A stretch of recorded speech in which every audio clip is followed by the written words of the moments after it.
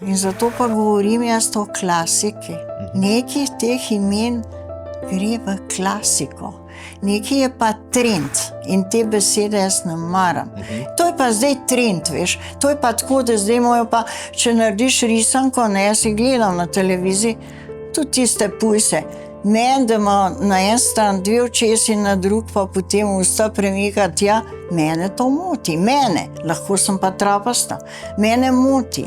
Meni se zdi, da poneumlja otroka, da otrok ni tazga prašiča še videl, ki bi imel na en stran dve očesi in na drug pa usta. In pa se čudi, sicer sprejme, otrok vse sprejme, veste, ker karkoli boste tudi, če boste 2 leta, 3 leta prinesli igračko, ki je ne vem kako grda, on jo ima rad, on to ima. Ampak, če pa hočeš vzgajati nekaj plemenitega v mladem človeku, je pa dobro, da tako izgleda.